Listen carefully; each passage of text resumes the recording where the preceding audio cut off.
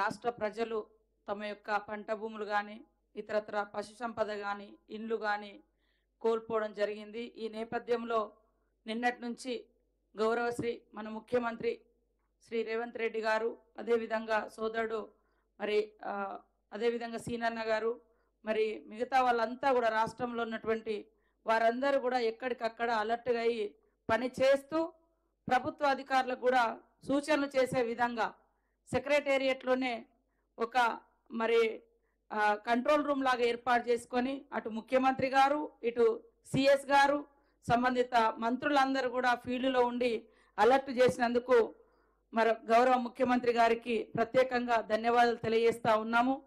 ఈ క్రమంలో నిన్న నల్గొండ, ఖమ్మం చూసుకొని ఈరోజు మరి మహబూబాద్ జిల్లాకు వారు రావడం జరిగింది. అదేవిధంగా ఈ కార్యక్రమంలో పాల్గొంటున్నటువంటి స్థానిక మన మహబూబాద్ ఎంపీ గారు, అదేవిధంగా డోర్నకల్, మహబూబాద్, మరి భూపాల్పల్లి, వరంగల్, పాలకుర్తి ఎమ్మెల్యేలు, అదేవిధంగా సోదరులు, ప్రభుత్వ సలహాదారులు అయినటువంటి వేవ్ నరేంద్రన్న గారు, మరి అదేవిధంగా ఇల్లెందు ఎమ్మెల్యే గారు, మా కలెక్టర్, ఎస్పీ, ఇతర శాఖల అధికారులు, మున్సిపల్ చైర్మన్ గారు, అధికారులకు అందరికీ కూడా హృదయపూర్వక నమస్కారాలు, ధన్యవాదాలు తెలియజేస్తా ఉన్నాను. ముఖ్యంగా రెడ్ జోన్ కింద మహబూబాద్ జిల్లా లేదు. ఏది మనకు ముందు వచ్చినప్పుడు రెడ్ అలర్ట్ కింద లేకుంటుండే, కొంచెం ఫ్రీగా ఉన్నాము. కానీ మొత్తం రెడ్ జోన్ కింద మహబూబాద్ కానీ ములుగు సైడు, ఇంకా భూపాల్పల్లి అటు సైడు ఉండే. కానీ సడన్గా 31 నాడు సాయంత్రం ఇది ఎఫెక్ట్ అయి తెల్లారి వరకు గ్రామాలలోకి నీళ్ళు వస్తే మరి ఎంతో సమన్వయంతో స్థానికంగా ఉండేటువంటి జిల్లా యంత్రాంగం అంతా అలర్ట్గా పనిచేసి ఇవాళ సీతారాం నాయక్ తండా ప్రజల్ని కానీ రావిరాల మహబూబాద్ జిల్లాలో కూడా మహబూబాద్ నియోజకవర్గంలో రావిరాల గ్రామంలో కూడా పెద్ద ఎత్తున పశు సంపద కోల్పోయినరు, బండ్లు కోల్పోయినరు, వాగులలో పడి అన్నీ కొట్టుకుపోయినటువంటి పరిస్థితి. ప్రాణ నష్టం జరగకుండా అద్భుతంగా సేవలు అందించినటువంటి మహబూబాద్ జిల్లా యంత్రాంగానికి అందరికీ హృదయపూర్వక ధన్యవాదాలు తెలియజేస్తా ఉన్నాను. ముఖ్యంగా పోలీస్ డిపార్ట్మెంట్ వారు కూడా రాష్ట్రంలో వారందరూ కూడా మొన్న ఖమ్మంలో కానీ ఇక్కడ కానీ అదేవిధంగా మనుగూరులో కూడా ఇళ్లకు నీళ్ళు వచ్చినప్పుడు వారు ఉదయం పొద్దున్నే వెళ్ళి ఎక్కడికక్కడ పోలీస్ అధికారులు అందరూ మిగతా శాఖలతోటి కలెక్టర్లు కోఆర్డినేషన్ చేసుకొని మరి ఈ యొక్క సేవలు చేయడం జరిగింది. మా ములుగులో కూడా దాదాపుగా రోడ్ల హైవే తెగిపోయి మరి మిగతా రోడ్లన్నీ జలదిగ్బంధంలో ఉంటే రోడ్డు మీద ఉన్నటువంటి 2000 చెట్లను రాత్రి 2:30-3 గంటల వరకు పోలీస్ అధికారులు, కలెక్టర్స్, ఇతర శాఖల మెడికల్ అండ్ హెల్త్ కానీ, శానిటేషన్ సంబంధించినటువంటి డిపిఓలు కానీ, ఆల్ డిపార్ట్మెంట్స్, రెవెన్యూ, పోలీస్ మంచి చక్కని కోఆర్డినేషన్తో ఇప్పటి వరకు మంచి పని చేసుకోవడం మూలంగా ప్రాణ నష్టము జరగలేదు.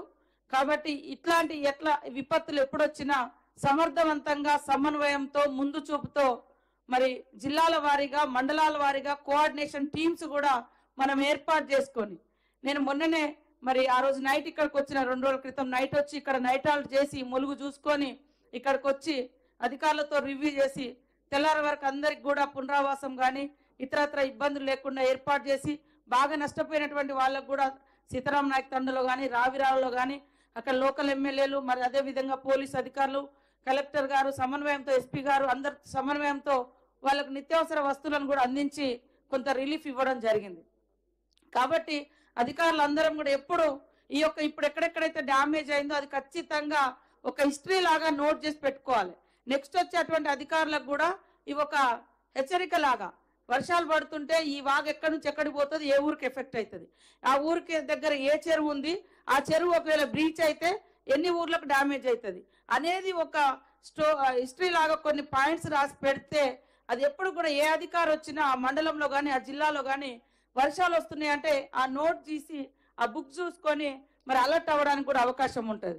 ములుగులో కూడా మాకు గత అనుభవాలను దృష్టిలో పెట్టుకొని గత 2 నెలల నుంచి మేము అక్కడ కలెక్టర్ గారు, ఎస్పీ గారు ప్రతి 15 రోజులకు ఒకసారి మీటింగ్స్ పెట్టుకొని ఇట్లాంటి ఎక్కడికక్కడ అంటే ఎఫెక్టెడ్ ఏరియా ఎక్కడైతే ఉందో వాగులు దాటకుండా పోలీసుల చేత బ్యారికేడ్స్ పెట్టించుకోవడం జరిగింది. అదేవిధంగా నైట్ పూట అక్కడ ఊర్లలో అంటే అధికారులను కూడా పెట్టడం జరిగింది. ఏదో ఒక డిపార్ట్మెంట్ నుంచి గ్రామస్తులను అలర్ట్ చేయడం కోసం. వర్షం పెరుగుతుందంటే ఆ గ్రామాన్ని వెంటనే షిఫ్ట్ చేయడం, లేదా పక్క ఊర్లలో ఎక్కడైనా పెట్టడం, లేదా అక్కడే స్కూల్లో ఇంకేదైనా సేఫ్టీ ప్లేస్లలో. సో ఇట్లాంటివన్నీ కూడా మనం చేసుకోవాలి. ఇప్పటికి కూడా తడిసి ముద్దైనటువంటి ఇండ్లు ఏమైతున్నాయో అవి ఖచ్చితంగా గుర్తించి ఆ ఇళ్ల నుంచి ఖాళీ చేయించాలి. ఎందుకంటే ఇండ్లు కూలిపోతే 2-3 కుటుంబాలు చనిపోయినటువంటి పరిస్థితి కూడా ఉంది. కాబట్టి మరి ఇవన్నీ మనం తీసుకుంటూ ఈరోజు ముఖ్యమంత్రి గారు స్పీడ్గా మరి రిలీఫ్ కోసం 5 కోట్లను కూడా వారు ప్రకటించడమే కాకుండా ప్రత్యక్షంగా బాధితుల దగ్గరకు వచ్చి వాళ్ళ బాధలు విని వారికి మరి రిలీఫ్ను ప్రకటించి మానసిక ధైర్యాన్ని కల్పించినందుకు వారికి ప్రత్యేక ధన్యవాదాలు. ఈ రోజు ఉన్నటువంటి అధికారులందరూ కూడా ఇంకా రోడ్ల పునరుద్ధరణ కానీ, ఎలక్ట్రిసిటీకి సంబంధించినటువంటి కానీ, మెడికల్ హెల్త్ అయితే రెగ్యులర్గా మనం క్యాంప్స్ కూడా పెట్టాలి, శానిటేషన్ కూడా స్పీడప్ చేసుకోవాలి, డ్రింకింగ్ వాటర్ కూడా కంటామినేషన్ కాకుండా మరి ఎక్కడికక్కడ డిపిఓలు కూడా అది అలర్ట్గా ఉండాలని కోరుకుంటూ మరి ఇప్పటి వరకు మీరందరూ అలర్ట్గా ఉండి సేవ చేసినందుకు మీకు ప్రత్యేకంగా అధికారులందరికీ ధన్యవాదాలు తెలియజేస్తా ఉన్నాం. ముఖ్యంగా సీఎం గారికి, రేవంత్ రెడ్డి గారికి ప్రత్యేకంగా ధన్యవాదాలు తెలియజేస్తూ రాష్ట్ర ప్రజలకు భరోసా ఇస్తూ వాళ్ళ బాధలను పంచుకొని వాళ్ళకు ఆర్థిక చేయూతను, గతంలో ఎప్పుడు కూడా పశువులకు రూపాయి ఇచ్చిన గతి లేదు 10 ఏళ్లలో. ఈరోజు పశు సంపద నష్టపోతుందని ఆవులకు కానీ, గేదెలకు కానీ, మేకలకు కానీ వాటికి కూడా పరిహారం ప్రకటించినటువంటి సందర్భం.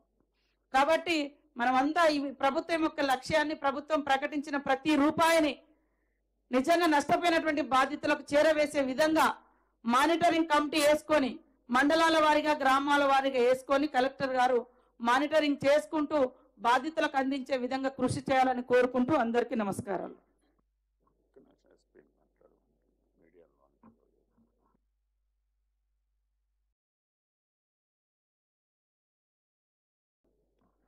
ఎస్పీ గారు ఒక 2 minutes మీరు కూడా మీకు ఏమైనా రిక్వైర్మెంట్ ఉంది స్టేట్ గవర్నమెంట్ నుంచి, సీఎం గారి గురించి ఏం పర్మిషన్స్ కావాలి మీరు సూచనలు మీరు అడగండి. ఏం కావాలి మీకు? Respected Honorable CM sir, in charge Minister sir, Minister Sitaka madam, all respected MLAs, MLCs, IG sir, Collector sir, and all the respected officials. మీ అందరికీ నా నమస్కారం అండి సార్.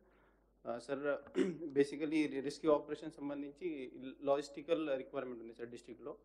ఈ ఎస్పెషలీ సీతారాం తాండా ఏరియాలో కొంచెం డిలే అయింది, ఎందుకంటే మన దగ్గర లైఫ్ బోట్ లేకుండే sir. So life boat Hyderabad, Mulugu, Warangal అక్కడి నుంచి మనం తెప్పించాం సార్. ఎన్డీఆర్ఎఫ్ టీం కూడా అప్పుడు తిరుపాలెం, ఖమ్మం ఏరియాలో బిజీ ఉండే కాబట్టి అక్కడ కూడా కొంచెం డిలే అయింది సార్. సో ఈ డిజాస్టర్ మేనేజ్మెంట్ సంబంధించి బేసిక్ ఎక్విప్మెంట్స్ మన డిస్ట్రిక్ట్ హెడ్ క్వార్టర్లో ఉంటే sir it will be helpful in future sir. So that is the only requirement for sir. Thank you sir. ఇప్పుడు గౌరవ ముఖ్యమంత్రి గారు ఏదైతే ఇప్పుడు